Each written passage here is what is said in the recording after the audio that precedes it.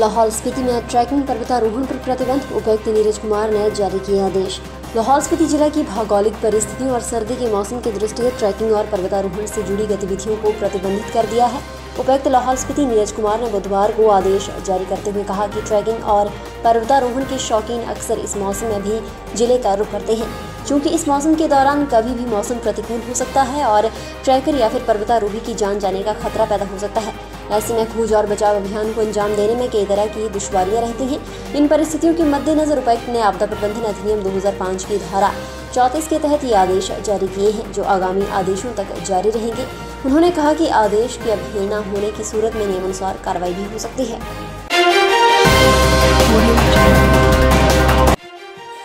दुल्हन की तरह सजे देवभूमि के शक्तिपीठ, नवरात्र मेलों को लेकर बाजारों में खूब चहल पहल, रंग बिरंगे फूलों से सजे मंदिर।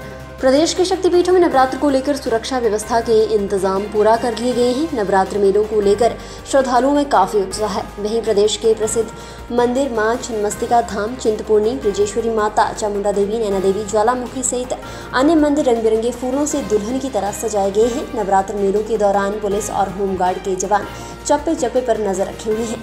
नवरात्र मेले 7 से 14 अक्टूबर तक चलेंगे। इसके साथ ही बाजारों में लोगों ने माता के श्रृंगार से लेकर पूजा अर्चना और उपवास का सामान खरीदा। वहीं कांगड़ा मंदिर में शरद नवरात्र में श्रद्धालुओं गर्भगृह में मां के दर्शन तो करेंगे, लेकिन घंटियां बजाने पर प्रतिबंध रहेगा। लंगर भी इस दौरान नहीं होगा। एसडीएम और सहायक आयुक्त मंदिर अभिषेक वर्मा ने बताया कि भक्त मंदिर की परिक्रमा कर सकेंगे। श्री चामुंडा नंदिकेश्वर धाम में 7 अक्टूबर से 15 अक्टूबर तक चलने वाले शारदीय नवरात्र की भी सभी तैयारियां पूरी कर ली गई हैं।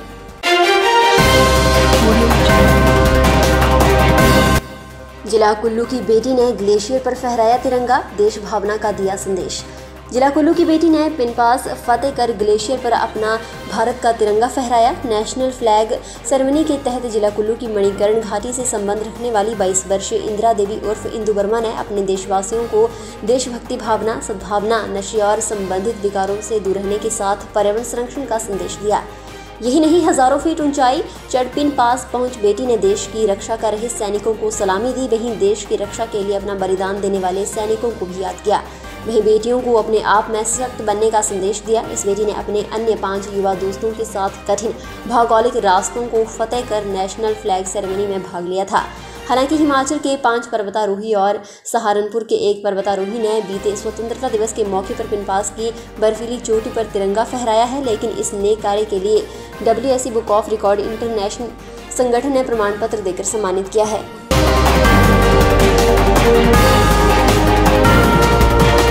हिमाचल के सराहन स्थित जुजुराना प्रजनन केंद्र को कैप्टिविटी में चूजे पैदा करने का गौरव हासिल है। वन्य प्राणी विंग में इस उपलब्धि के कारण हिमाचल को वाइल्ड लाइफ के संरक्षण के क्षेत्र में तारीफ मिली है। रामपुर के सराहन स्थित जुजुराना के प्रजनन केंद्र में इस साल अब तक 8 बच्चे पैदा हुए हैं। सबसे कम संख्या में पाए जाने वाले पक्षी जुजुराना पश्चिमी हिमालय की वादियों में पाया जाता है। राज्य पक्षी जुजुराना अधिकतर 2500 मीटर से अधिक ऊंचाई वाले क्षेत्रों में पाया जाता है। धौलाधार पर्वत श्रृंखला से सटी वन संपदा साए में हजारों पक्षी प्रदेश में पल बढ़ रहे हैं। हिमाचल प्रदेश के राज्य पक्षी जुजुराना की दुनिया भर में सबसे कम संख्या है। वन विभाग द्वारा किए गए सर्वेक्षण के अनुसार दुनिया भर में मात्र 2500 से 3000 संख्या है। जुजुराना की संख्या बढ़ाने के लिए वन विभाग द्वारा प्रदेश के सराहन में वन विभाग द्वारा विशेष प्रजनन केंद्र चलाया जा रहा है, जिसमें जुजुराना पक्षी की नई ब्रीड तैयार करने के बाद दुर्लभ प्रजाति के पक्षी जुजुराना को प्रकृति की गोद में जंगल में आजाद छोड़ा जा रहा है, ताकि दुर्लभ प्रजाति के पक्षियों को प्रकृति की गोद में संरक्षण मिल सके।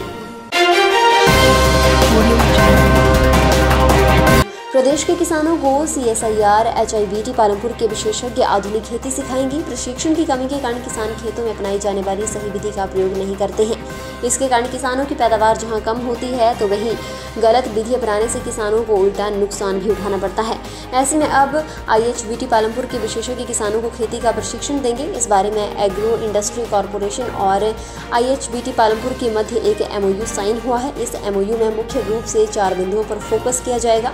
किसानों को प्रशिक्षण, मिट्टी की सही जांच, गुलाब की खेती और एग्रो इंडस्ट्रीज हब बनाने पर एग्रो इंडस्ट्री और IHBT पालमपुर मिलकर काम करेंगे। प्रदेश में 3 जगहों को एग्रो इंडस्ट्री के हब के तौर पर विकसित किया जाएगा। इनमें कंदरौनी, जांच और परवाणु शामिल हैं।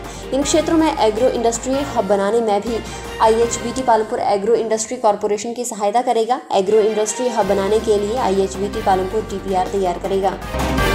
सब्सक्राइब करें हमारे YouTube चैनल को और ताज़ा खबरों की नोटिफिकेशन पाने के लिए प्रेस करें बेल आइकन को। हिमाचल प्रदेश में लगातार हो रहे साइबर अपराधों पर अब एडवांस टेक्नोलॉजी से जांच होगी और ब्रेक लगाने में भी बड़ी मददगार होगी।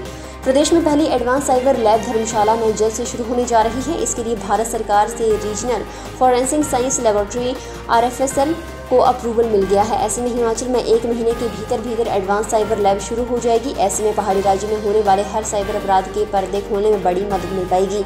एडवांस टेक्नोलॉजी में टूटे हुए फ़ोन और पानी में फेंके हुए फ़ोन से भी डाटा रिकवर और एनालाइज कर अपराधियों तक पहुँचने में तकनीक पर बारीकी से बड़े स्तर पर कार्य होगा। इसके साथ ही सभी प्रकार के साइबर अपराधों पर भी कार्य करने को एडवांस टेक्नोलॉजी और साइंसेस का इस्तेमाल किया जाएगा।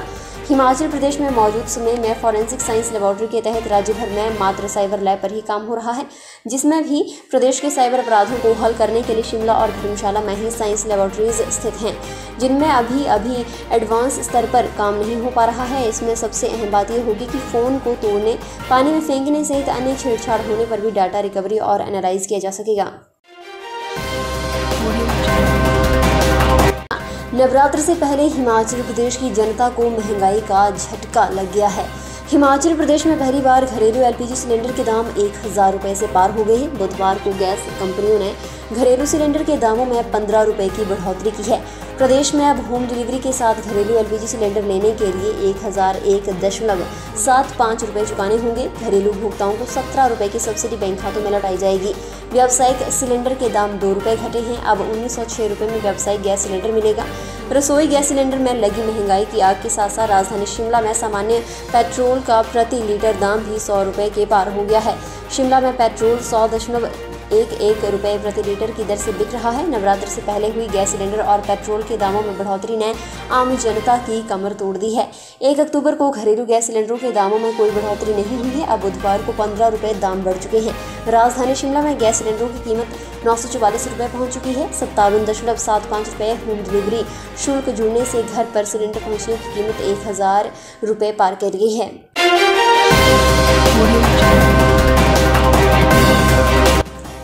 बंदिशों में रहेंगे तो कोरोना से बचेंगे। हिमाचल प्रदेश के पर्यटन आंकड़ों पर वैज्ञानिक दल ने किया शोध।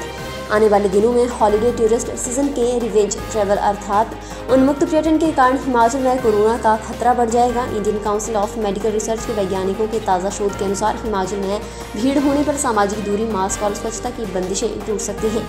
इससे न केवल कोरोना की तीसरी लहर समय से पहले आ सकती है, बल्कि ये 47% तक भयावह भी हो सकती है। यदि ऐसा होता है तो हिमाचल जैसे कम प्रभावित राज्य के लिए खतरे की बहुत बड़ी घंटी है। ISMR और इंपीरियल कॉलेज लंदन के संयुक्त वैज्ञानिक दल ने हिमाचल पर्यटन के आंकड़ों के आधार पर ये शोध किया है। इनके अनुसार कोरोना की दूसरी लहर का भारत के अलग अलग राज्यों में अलग अलग प्रभाव हुआ है। जहां जनसंख्या और घनत्व अधिक है, वहां कम जनसंख्या और कम घनत्व वाले प्रदेशों की अपेक्षा अधिक प्रभाव हुआ है। हिमाचल जैसे प्रदेश में अपेक्षाकृत कम प्रभाव हुआ है। जिला कांगड़ा में कोविड संक्रमण के 55 नए मामले सामने आए हैं और 9 कोविड संक्रमित भी हुए हैं, जबकि कोरोना के कारण एक की मृत्यु भी हुई है। ये जानकारी देते हुए उपायुक्त डॉक्टर निकुंज जिंदल ने बताया कि कांगड़ा जिला में अब कोविड के एक्टिव केस 398 हैं। उपायुक्त ने कहा कि सरकार और जिला प्रशासन कोविड संक्रमण से निपटने के लिए पूरी तरह से सतर्क और सजग है। उन्होंने कहा कि खांसी, बुखार इत्यादि के लक्षण होने पर टेस्ट जरूर करवाएं।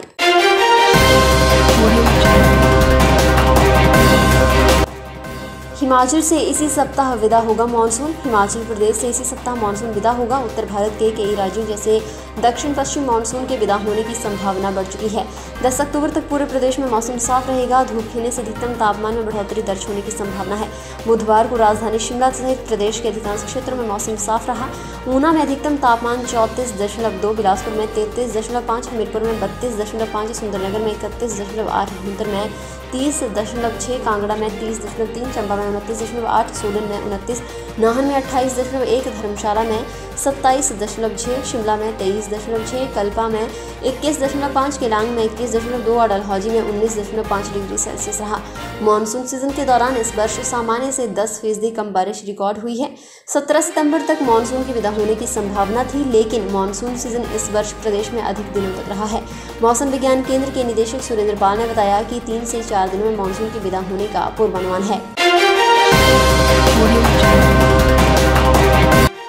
फिलहाल के लिए बस इतना ही और बड़ी खबरों के लिए बने रहें सुपर भारत के साथ।